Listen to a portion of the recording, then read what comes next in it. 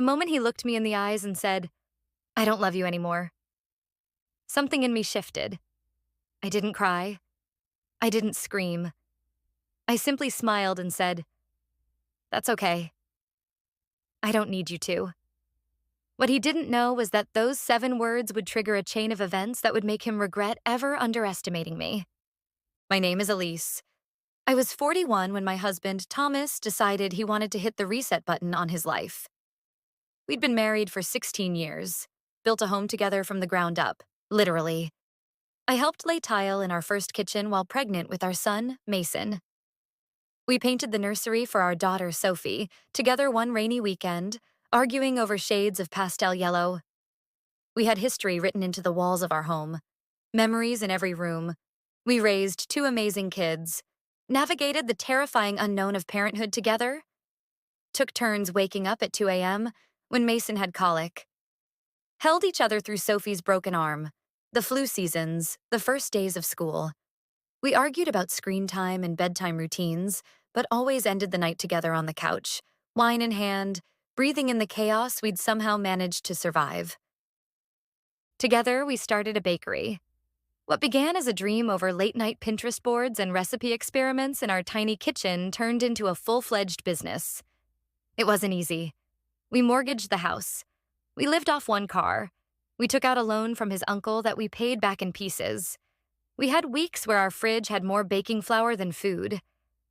There were times I wanted to quit, to fold it all in and go back to safety. But we didn't. Or rather, I didn't. We survived 3 layoffs between us, a mortgage we nearly lost, a near bankruptcy when a supplier vanished with a down payment we couldn't afford to lose. But I found ways to stretch the dough, literally and financially. I took side gigs designing birthday cakes. I worked double shifts when Thomas was too depressed to get out of bed. So when he said he wanted freedom, youth, a new beginning without me, it wasn't just betrayal. It was a rewriting of our entire story. A declaration that everything we'd built meant nothing. That I meant nothing. The signs had been there for months, of course. At first, it was small things. A growing silence at dinner, a lack of eye contact when we spoke. He started picking fights over mundane things. The dishwasher, the thermostat, whether the bread had too much salt. He became obsessed with his appearance, suddenly working out 5 days a week, buying new clothes, trimming his beard to perfection. He stopped taking photos with the kids, skipped out on family dinners with vague excuses about work emergencies. But his work hours didn't match the direct deposits anymore. And neither did his stories. He was always on his phone, always turning it face down when I walked into the room, laughing at messages he wouldn't explain. And then one night, he left it unlocked on the kitchen counter while he showered. A single notification popped up. "Can't wait to see you tomorrow. Bring the wine."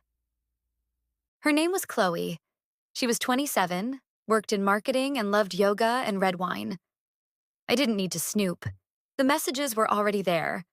Flirtations, plans, complaints about how I didn't understand him anymore. How he felt trapped in routine. What Thomas didn't realize was that while he was planning his escape, I was planning mine. Quietly, carefully, precisely. I was devastated, yes. But I wasn't stupid. I saw the pattern. The slow withdrawal, the secret planning. I'd seen it happen to friends, to my own mother years ago. I refused to be caught off guard. He thought I was distracted, that I was too tired, too soft, too in love to see what was coming. He thought I'd fall apart, beg him to stay. But what he didn't know, what he never understood, was that I had grit. The kind of resilience you earn from rebuilding your life brick by brick. In reality, I was steps ahead. 3 months before he dropped the bombshell, I opened a private bank account, moved part of my income there. We owned a bakery together, one we started during the early years of our marriage.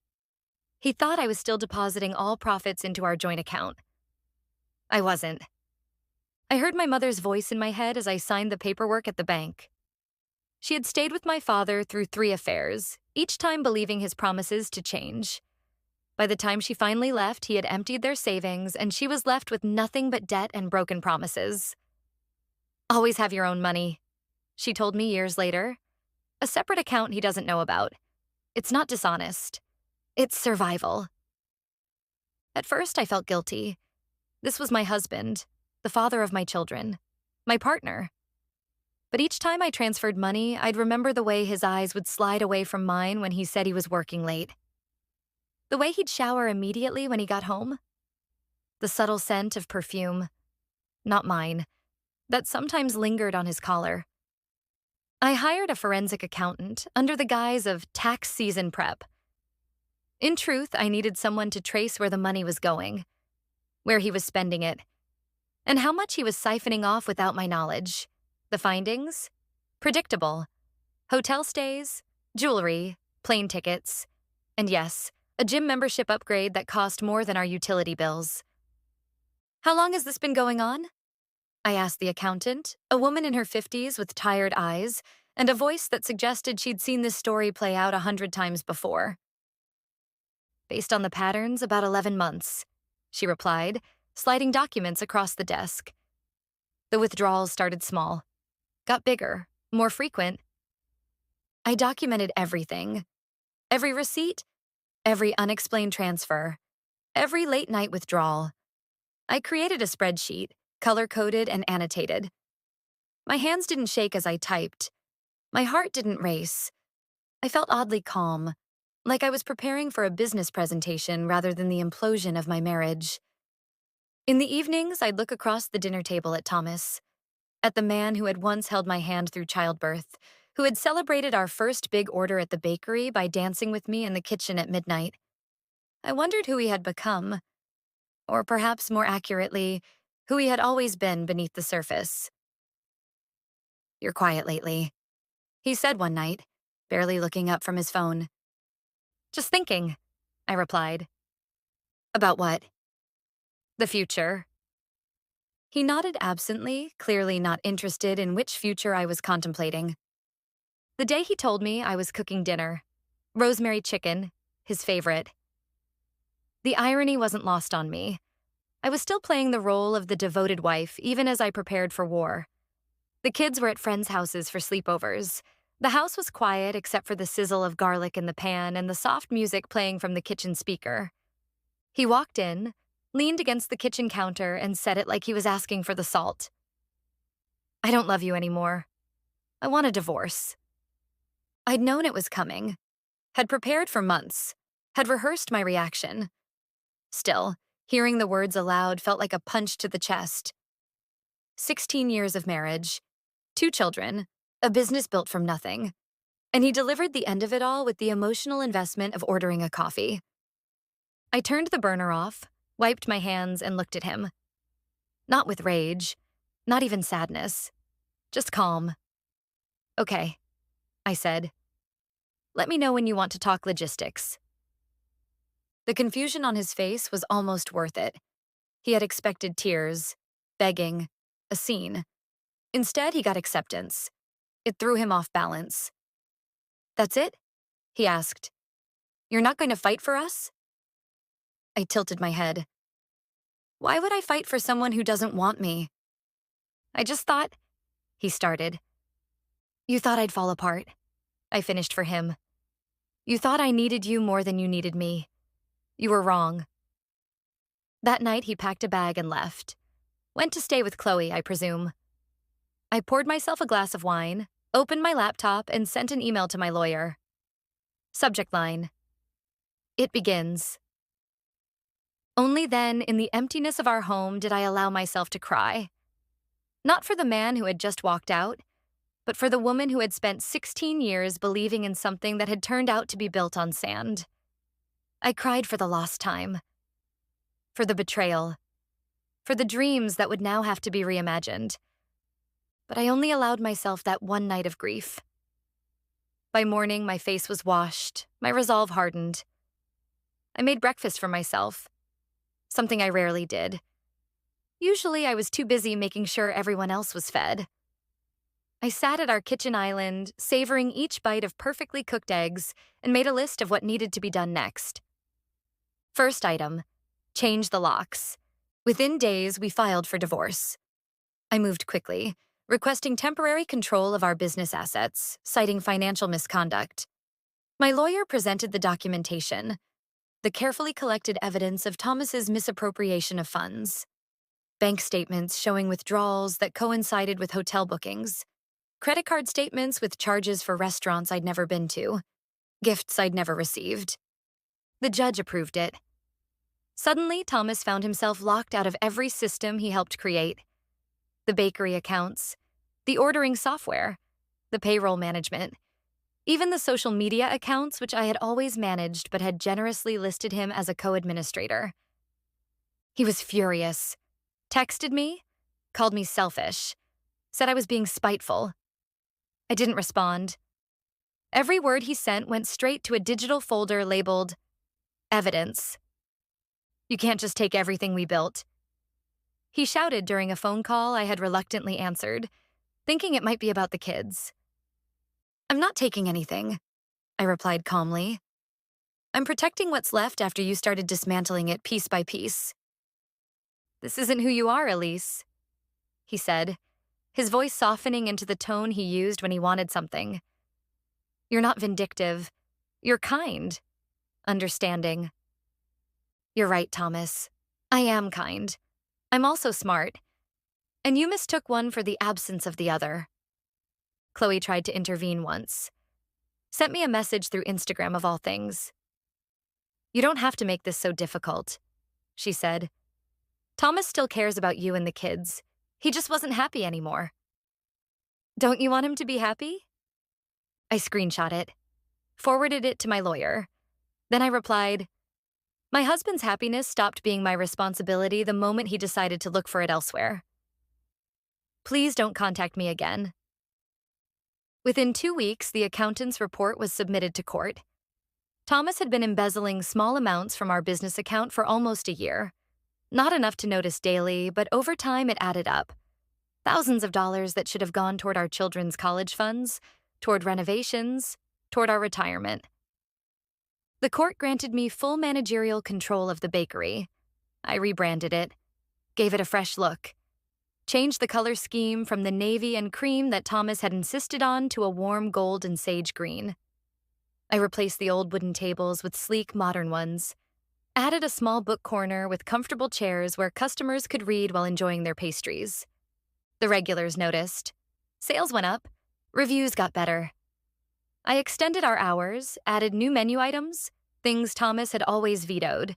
Lavender honey cake, cardamom buns, savory options for the lunch crowd. Chloe posted a sad face emoji on Twitter the day after the rebrand launched. I almost felt sorry for her. Almost. The bakery wasn't the only thing I transformed. I changed too. Cut my hair. The long waves Thomas had always said he loved. Bought new clothes that made me feel powerful rather than pretty. Started taking a business class at the local college. Joined a support group for divorced women where I made friends who understood what it meant to rebuild from scratch. Mason and Sophie watched my metamorphosis with curious eyes. At 14 and 12, they were old enough to understand something fundamental was shifting, not just in our family structure, but in me. Mom, you seem different, Sophie said one evening as I helped her with homework. Different how? I asked. She thought for a moment, her forehead crinkling the way it did when she was searching for the right words. Stronger, she finally said. Like you're not afraid anymore. I hadn't realized how much fear I'd been carrying until she pointed out its absence. 6 months later, Thomas came crawling back. Not to reconcile, to negotiate. His finances were in shambles. The money he'd taken had run out. Chloe, it seemed, had expensive tastes. More expensive than he'd anticipated. He wanted a fair split of the business. I declined. The bakery was officially under my name now. The new name? Elise's Rise. We met at a coffee shop, neutral territory. He looked thinner, tired. The expensive haircut had grown out, and his once meticulously trimmed beard was unkempt. He ordered black coffee but didn't touch it. The business was built on both our investments. he said, sliding papers across the table. I'm entitled to half. I looked at the papers, a hastily prepared statement by a lawyer who clearly didn't specialize in business law. You forfeited your claim when you misappropriated funds? I replied. The court has already ruled on this. I made mistakes, he admitted, his voice low. I was going through something. A midlife crisis, maybe. But that doesn't erase all the years I put into building that bakery. No, it doesn't, I agreed. Nothing erases history, Thomas. Not even divorce papers. But actions have consequences. He said I was heartless. I remained silent for a moment, letting the accusation hang in the air between us. Then I pulled out my phone, scrolled through my meticulously organized evidence folder, and found what I was looking for. I turned the screen toward him. It was a text he'd sent Chloe 3 months before our separation. Elise is such a cold, lifeless woman. No wonder I need someone like you. Someone with fire. You already decided who I was, I said quietly. I'm just living up to your expectation. The judge didn't look kindly on that text either when it was presented during our final settlement hearing. Thomas left the courtroom with less than he'd entered with, financially and emotionally. Chloe left him. Apparently, she preferred men who didn't lie about their assets, or their age, or their marital status, at least in the beginning. I heard through mutual friends that she'd moved on to a plastic surgeon with an actual yacht, not just pictures of one he'd saved on Pinterest. Thomas moved in with a friend, then his brother, then finally, back with his mother. He took a job as a barista in a coffee chain. Irony, considering I used to bake their pastries. Sometimes customers would come into my bakery and mention seeing him there, awkwardly making lattes and trying to remember whether they'd asked for soy or almond milk. I never responded to these reports, never gloated. There was no satisfaction in his downfall, only a quiet recognition that the universe has its own way of balancing accounts. A year after he left, I bought a second location. My bakery had become a local favorite, featured in magazines. The food editor of the city newspaper wrote a glowing profile. From heartbreak to empire, how Elise Bennett turned personal tragedy into business triumph. I hired single moms, gave internships to culinary students. I wasn't just rebuilding, I was expanding, creating something that was more than just a business. It was a community. The new location had an event space. We hosted book clubs, small art exhibitions, poetry readings. I partnered with a women's shelter, offering job training and employment opportunities. Each success felt like a stitch closing the wound of my marriage. Our kids stayed with me. They saw everything, heard his promises, watched him disappear. They chose stability over charm, over gym memberships and hollow apologies. Sophie took an interest in the bakery, started coming in after school, learning how to pipe frosting roses and fold laminated dough. Mason, more introverted, found his place handling our social media, taking stunning photographs of our creations that doubled our online following. Thomas saw them every other weekend, sometimes less, as his work schedule became increasingly irregular. I never spoke ill of him to the children, never used them as messengers, never made them feel like they had to choose sides. They did that on their own, gradually spending more time with me as his attention drifted. Dad says you took everything from him, Mason told me one night, his voice careful, testing. What do you think? I asked. He looked around our home, smaller than the one we'd shared with Thomas, but warm, filled with books and music and the scent of fresh bread I still baked on Sundays. I think you made something new, he said. The last message Thomas sent me was, "You'll regret pushing me away." I framed it, hung it in my office, right next to our first dollar bill. Under it, a plaque reads, "Built by heartbreak, fueled by fire." 2 years after the divorce was finalized, I was invited to speak at a women's business conference. The topic, resilience in the face of personal and professional challenges. I stood on the stage, looking out at a sea of faces, women at different stages of their journeys, Some just starting out, others well established in their fields. Everyone loves a good phoenix story, I began. The dramatic tale of rising from the ashes. But what they don't tell you is how hot those ashes are. How they burn your feet as you're trying to stand up. How the smoke blinds you as you're attempting to see your way forward. I told them about the bakery, about the divorce, about rebuilding. But I also told them about the nights I cried myself to sleep. About the panic attacks in grocery store aisles when a man wearing Thomas's cologne walked by. About the way I'd check my bank account 3 times a day, terrified that somehow it would all disappear again. Resilience isn't pretty, I said. It's not inspirational quotes on Instagram. It's waking up when you'd rather stay in bed. It's making one good decision after another, even when you're exhausted. It's believing in your own capability even when someone who was supposed to love you convinces you that you have none. After the talk, a woman approached me. She was perhaps in her 30s, clutching a notebook with white knuckles. "My husband left last month," she said, "for his secretary, 22 years old." Her voice cracked. "I don't know how to start over." I took her hand. "You already have," I told her. "The moment you decided you deserved better, you began." We exchanged numbers. I invited her to visit the bakery, to see firsthand what healing could look like. That night, I sat on my back porch, watching the stars. The house was quiet.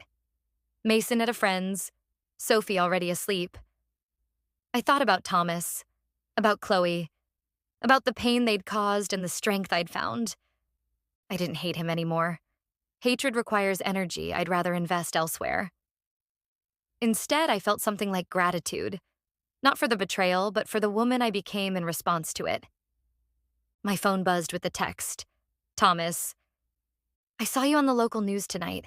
They did a feature on female entrepreneurs. You looked good." I stared at the message, considering whether to respond. After a moment, I typed, "Thank you." The kids told me about the second location. "Congrats." "Thank you." I miss them. Miss our life sometimes. I didn't reply to that one. There was nothing to say that wouldn't reopen old wounds or create false hope. Another text came through. "You never needed me, did you?" Not really. I thought about it. About all the times I'd carried us financially while he chased dreams that never materialized. About how I'd managed the household, the children, the business. About how, even in his absence, we had not just survived, but thrived. "No," I replied honestly, "but I chose you anyway. That was the part you never understood." He didn't respond after that. I didn't expect him to. 3 years after Thomas walked out, Elise's Rise had 3 locations. I was featured in a national magazine's Women to Watch issue. I'd written a cookbook that had sold surprisingly well. The Food Network had reached out about a possible guest judge appearance on a baking competition. Life had taken on a rhythm I'd never expected but had come to love. The kids were thriving. Mason preparing for college, Sophie blossoming into a talented young baker herself. I was dating again, casually. A literature professor who appreciated good bread and asked thoughtful questions. No rush. No pressure. Just the gentle exploration of possibility. One afternoon, as I was experimenting with a new recipe in the original bakery kitchen, the bell above the door chimed. I looked up to see Thomas standing there, looking older than his years. Grayer, softer around the middle. His eyes had a humility I'd never seen during our marriage. "Is this a bad time?" he asked. I wiped flour from my hands. "Just working on something new? What brings you by?" "I wanted to see it," he said, gesturing around the space. "The empire you built. The kids talk about it all the time." I nodded toward a chair. "Coffee?" He sat. "Please." As I prepared it, black, no sugar, the way he'd always taken it, I watched him take in the changes to the space. The awards on the wall, the framed reviews, the photographs of me with the staff, with the kids, with community leaders at various charity events. "You did good, Elise," he said as I set the mug in front of him. Really good. We all did what we had to do, I replied. He looked down at his hands. I'm sorry, he said. For what it's worth, I was a fool. Yes, I agreed without malice. You were. I told myself I deserved more, that life had cheated me somehow, that you were holding me back. He laughed without humor. Turns out I was holding myself back. And you were the one carrying us forward all along. I didn't contradict him. Didn't offer absolution either. Just let the truth of his words settle between us like the flower dust in the air. The kids say you've met someone, he ventured. I have. Is it serious? I considered the question. It's honest, I said finally. That's more important. He nodded, understanding the implicit critique. I'm happy for you, Elise. Truly. As he stood to leave, I handed him a small box containing a selection of pastries. For your mother, I said. She always liked the almond croissants. He took the box, our fingers brushing briefly. For a moment, I remembered the young man who had once spun me around our first apartment when we signed the lease. Who had wept when Mason was born. Who had, at one point, been my partner in the truest sense. He told me he didn't love me anymore. I'd say years later in interviews when asked about the bakery's origin story. So I made sure he'd never forget me. Not out of spite, not out of vengeance. But because I loved myself more than I feared being alone. Because I refused to be a footnote in someone else's redemption arc. Because I chose to be the protagonist of my own story. And that, my friends, is what real power looks like.